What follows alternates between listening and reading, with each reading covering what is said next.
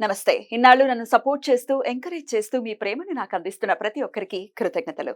అలాగే ఈ వీడియో కూడా ఖచ్చితంగా మీకు ఉపయోగపడుతుంది. లైక్, షేర్ అండ్ సబ్స్క్రైబ్ చేసి మీ సపోర్ట్‌ని నాకు అందించండి. అలాగే ఈ వీడియో పట్ల మీకున్న అభిప్రాయాన్ని కామెంట్ సెక్షన్‌లో కామెంట్ చేసి తెలియజేయండి. ఇప్పుడు వీడియోని చూద్దాం. జ్యోతిష్య శాస్త్రం ఒక అద్భుతం. వేదాంగమైన జ్యోతిష్య శాస్త్రం అనేటువంటిది మానవ జీవన గమనానికి ఒక వరం. జ్యోతిష్య శాస్త్రం నీ జీవితంలో వెలుగునింపే ఒక భాష. ఆ భాష నీకు అర్థమైతే ప్రకృతి నీతో మాట్లాడుతుంది. అస్ట్రాలజీ నేర్చుకోవాలి అనుకునే వారికి అద్భుత అవకాశం. మురళీధర శర్మ గారి అస్ట్రాలజీ క్లాసెస్ అతి త్వరలో మొదలు కాబోతున్నాయి. 100% జాబ్ గ్యారంటీ. వివరాల కొరకు సంప్రదించండి. నమస్తే, వెల్కమ్ టు అవర్ ఛానల్. నేను పద్మిని. ప్రస్తుతం పాటు వేదిక ఆస్ట్రాలజర్ అవినాష్ దాస్ గారు ఉన్నారు. మాట్లాడదాం. అవినాష్ గారు నమస్తే అండి. నమస్తే అండి. ఓం నమ శివాయ. ఓం నమో వెంకటేశాయ. అవినాష్ గారు ఎలా ఉన్నారు? బాగున్నానండి, దేవుడి దయ వల్ల. మంచి రోజు ఇవాళ. పూజ మన నిత్య దైనందిన జీవితంలో ఖచ్చితంగా ఒక కృతజ్ఞతాపూర్వకంగా చేసేటటువంటి చిన్న చిన్న క్రతువులు అనుకోవచ్చు. అవి దీపం పెట్టడం, ధూపం చూపించడం, లేదా నైవేద్యాన్ని సమర్పించడం. మళ్ళీ స్వామి స్వీకరిస్తారా అంటే కాదు, ఆయన జస్ట్ చూస్తారు మాత్రమే. నైవేద్యంగా ఉన్న ప్రసాదాన్ని మనమే స్వీకరిస్తాము. ఆబ్వియస్గా దీపం పెడితే ఉండేటటువంటి పాజిటివిటీ అది ఎవరికి వారు అనుభవించవలసింది. అయితే ఈ పూజని డెఫినెట్గా గ్రాటిట్యూడ్ని చూపించేటటువంటి ఒక కార్యక్రమం కాబట్టి ఈ పూజలో ఏవో లోపాలు ఖచ్చితంగా జరుగుతున్నాయి. ఎందుకంటే చాలా కంప్లైంట్స్. పూజలు చేసేస్తున్నాం, చాలా సింపుల్గా అనేస్తుంటారు. మేము మా రెమెడీస్ గురించి కూడా మేము రెమెడీస్ ఎన్నో చేసేసాం, పూజలు ఎన్నో చేసేసాం, మా కోరికలు మాత్రం నెరవేరట్లేదు అన్న మాట వింటే డెఫినెట్గా నాకైతే కష్టం అనిపిస్తుంది అన్నమాట. ఇన్ని వీడియోస్ చేసేది, ఇంత తాపత్రయపడేది, ఎండ్ ఆఫ్ ది డే ఒక 10 మందికైనా ఉపయోగపడాలి, వాళ్ళ కష్టాలు తీరాలి, వాళ్ళు హ్యాపీగా ఉండాలి. ఎండ్ ఆఫ్ ది డే ఏమండి మీ వీడియోస్ చూసాము, మాకు హెల్ప్ అయ్యాయి అన్నమాట డెఫినెట్గా అది అసలు సాటిస్ఫాక్షన్ ఫర్ మీ. సో ఇట్లాంటి పూజ విషయంలో ఏమైనా లోపాలు జరుగుతున్నాయి ఇట్లా కోరిక తీరకుండా ఉండడానికి? మంచి ప్రశ్న అండి. పూజ విషయంలో లోపాలు జరుగుతాయి. ఎలాంటి లోపాలు జరుగుతాయి అనేది పాయింట్. ఫస్ట్ మీరు చాలా స్టార్ట్ చేసేటప్పుడు మంచి మాట అన్నారు. ఒక దీపం పెడితే ఒక పాజిటివ్ యాటిట్యూడ్తో, ఒక హ్యాపీనెస్, ఇల్లంతా అలుముకుంటుందా పాజిటివిటీగా? కరెక్ట్. అదొక చెప్పలేనంత, వర్ణించలేనంత ఆనందం అది. ఎందుకంటే అది కనెక్షన్, అగ్నితో, దేవుడికి, పంచభూతాలతో కనెక్షన్ ఉంటుంది. మనం మెసేజ్ పంపించడానికి, లేకపోతే మనం నైవేద్యం పెట్టేటప్పుడు ఒక యాపిల్ కావచ్చు, బనానా కావచ్చు, పువ్వు కావచ్చు, ఆకులు కావచ్చు, అదొక కనెక్షన్ ఎస్టాబ్లిష్ చేయడానికి దేవుడితో. యాక్చువల్గా దీన్ని ధూపం, దీపం, నైవేద్యం అంటారు. ఇవన్నీ కనెక్షన్ ఎస్టాబ్లిష్ చేయడానికి దేవుడితో, ఇంట్లో పాజిటివ్ ఆరా ప్రాస్పర్ అవ్వడానికి. ఇదంతా చాలా బాగుంది. మన అందరం వెళ్తున్నాం మార్కెట్కి, మంచి పువ్వులు పట్టుకొస్తాము, అరటిపండ్లు, యాపిల్, రకరకాల ఫ్రూట్స్ పట్టుకొస్తాము.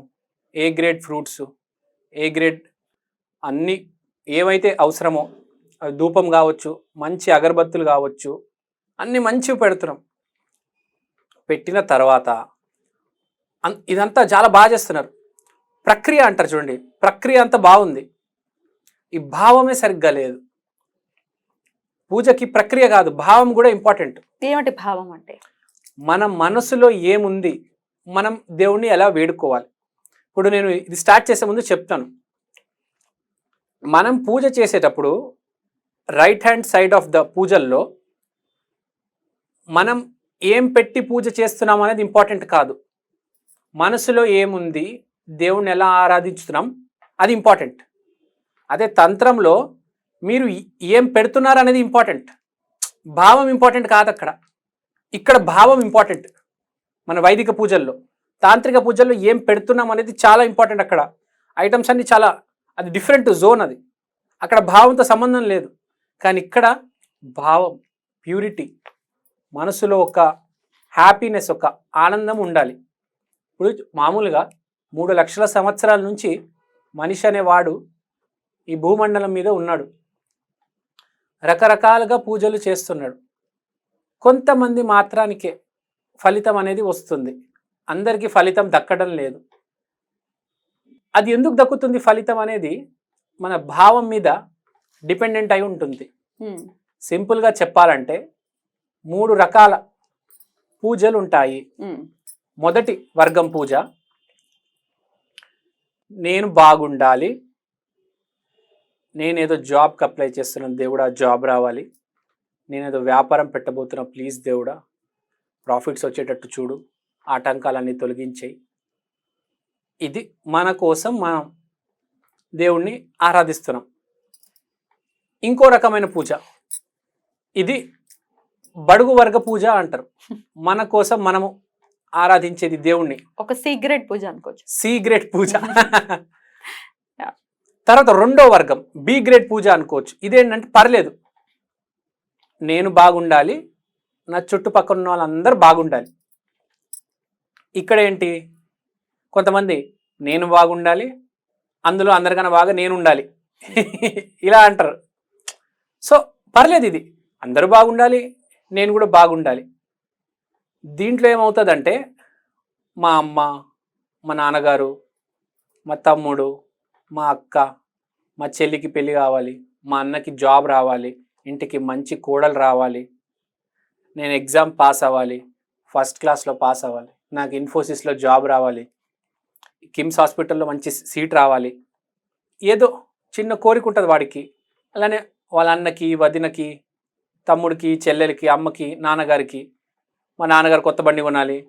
అవును, వీళ్ళ ఐహికంగా ఉండేటటువంటి కోరికలు ఉంటాయి. ఇది పర్లేదు, వాడు ఫ్యామిలీ. ఇప్పుడు ఏ గ్రేడ్ శ్రేష్టమైన పూజ ఏంటంటే మన కోసం, స్వయం కోసం, స్వయం హితం కోసం ఏమీ కోరకూడదు. ఓన్లీ ప్రజాహితం కోసం, పరహిత కోసం. సర్వే జన సుఖినో భవంతు అంటే అందరు బాగుండాలి. మా ఫ్యామిలీ ఒకటే కాదు, అందరూ బాగుండి. కొంతమంది యోగులు, ఋషులు హోమాలు చేస్తారు అందరి కళ్యాణం కోసం, ప్రకృతి కళ్యాణం, మొత్తం దేశ కళ్యాణం, రాష్ట్ర కళ్యాణం, రాజకీయ నాయకుల కళ్యాణం, ప్రజల కళ్యాణం. సో బేసికల్గా వేరే వాళ్ళ కోసం కళ్యాణం అంటే పెళ్లి కాదు, అన్ని విషయాల్లో మంగళకరమైనటువంటి విషయాలే ఉండాలి అనే, అంటే ఒక మంచి జరగాలి ప్రతి ఒక్కరికి. బేసిక్గా హోమం అందరి కోసం, అందరి మంచి కోసం. ఎప్పుడైనా గుర్తుపెట్టుకోవాలి, మన కోసం మనం ఏది కోరుకోకూడదు. దేవుడికి తెలుసు ఏమి ఇవ్వాలి అనేది, వేరే వాళ్ళ కోసం కోరుకోవాలి. అది మాత్రం గుర్తుపెట్టుకోవాలి మనం. తర్వాత ఏమైనా ఎమర్జెన్సీ కోరికలు ఉంటాయి. మా నాన్నగారికి సీరియస్గా బాగాలేదు, మా అమ్మగారు రోజు క్షీణించబోతున్నారు, ఎమర్జెన్సీ కోరికలు ఏమైనా ఉంటే మన ఫ్యామిలీ లోపల కరెక్ట్ అడగొచ్చు. ఇప్పుడు ప్రాణాంతకం అవుతోంది అన్నప్పుడు డెఫినెట్గా మరి భగవంతుడిని ఆశ్రయిస్తాం కదా. హాస్పిటల్లో మరి దేవుళ్ళు ఉంటారు ఖచ్చితంగా, దేవుడు విగ్రహాలు ఖచ్చితంగా ఉంటాయి, వెళ్ళి ప్రేయర్స్ అనేవి ఖచ్చితంగా చేస్తారు. ఈవెన్ డాక్టర్స్ సజెస్ట్ చేస్తూ ఉంటారు, మెడిటేట్ చేయండి, ప్రేయర్స్ చేయండి, డెఫినెట్గా మీకు మంచి రిజల్ట్స్ ఉంటాయి. రైట్. సో నాకు BMW కావాలి, ఆ అమ్మాయిని నేను పెళ్లి చేసుకోవాలి. అరే నీకు రాసిన అమ్మాయి దేవుడు రాశాడు రా, అమ్మాయి వస్తుంది. నువ్వు అమ్మాయి అనుకుంటే అవుతుందా? దేవుడు రాశాడు, ఆ టైంలో, ఆ సంవత్సరంలో, ఆ నెలలో, ఆ రోజున నీకు పెళ్ళి అవుతుంది. నువ్వు ఇప్పుడు ఆ అమ్మాయి నన్ను ప్రేమించాలి, నేను ఆ అమ్మాయిని పెళ్లి చేసుకోవాలి, నాకు వైట్ కలర్ BMWనే కావాలి, నేను డాక్టర్ అవ్వాలి. దేవుడు ఇంజనీర్ రాసి ఉంటే కదా. దేవుడికి తెలుసురా నాయన, నీ పర్సనల్ కోరికలు, నీ షాపింగ్ లిస్ట్ మొత్తం దేవుడికి ఇవ్వ మాకు, దేవుడు పక్కన పడేస్తాడు. ధర్మబద్ధంగా లోక కళ్యాణం, ప్రజా కళ్యాణం కోసం నువ్వు ముందుకెళ్ళు, దేవుడిని ఆరాధించు. అంతేగాని నీ సొంత కోరికలు, నీ ఇష్టం వచ్చినట్టు నువ్వు పూజించకూడదు. అక్కడ దేవుడు నీకు జన్మనిచ్చాడు, నువ్వు గ్రాటిట్యూడ్ చూపించాలి. ఆయన ఏదో ఇస్తాడు, నువ్వు తీసుకో అంతే. మధ్యలో నీ పురాణాలు చదవ మాకు దేవుడి ముందు. రైట్. ఇలా ఉన్నప్పుడు ఏ గ్రేడ్ పూజ ఏదైతే చేస్తున్నామో అప్పుడు మాత్రమే భగవంతుడు మనకి రక్షణగా ఉంటాడు, కవచంగా ఉంటాడు అని అంటున్నారు, అంతేనా? సో పరహితం కోరుకోవాలి ఎంతసేపు పూజ విషయంలో. ఏదో పూజ చేసేసాము, బిజినెస్ చేయట్లేదు కదా స్వామితో మనం, నేను ఇది చేస్తాను కాబట్టి నువ్వు నాకు ఇచ్చేయి, 7 కొండలకి ఏసీ చేస్తా అన్నట్టు మాట్లాడుకుంటే కష్టం. రైట్. అద్భుతంగా వివరించారు. డెఫినెట్ గా పరహితం కోరుకుంటూ ఉన్నదే అసలు సిసలు మానవ సేవే మాధవ సేవ అని మన పెద్దవాళ్ళు ఎప్పుడు చెప్తూనే ఉన్నారు, ఇంకల్కేట్ చేశారు. మనం ఎలా ఆచరిస్తున్నాం అనేది మన చేతుల్లో ఉంటుంది. రైట్ అండి, చాలా బ్యూటిఫుల్ గా ఎక్స్ప్లెయిన్ చేశారు. ఇంకేమైనా చెప్పాలా? అంతా దేవుడి చేతిలో ఉందండి, మీరు మర్చిపోండి అంతే. రైట్. మంచి జరిగి తీరుతుంది. రైట్. థ్యాంక్ యూ అండి. నమస్తే. నమస్తే.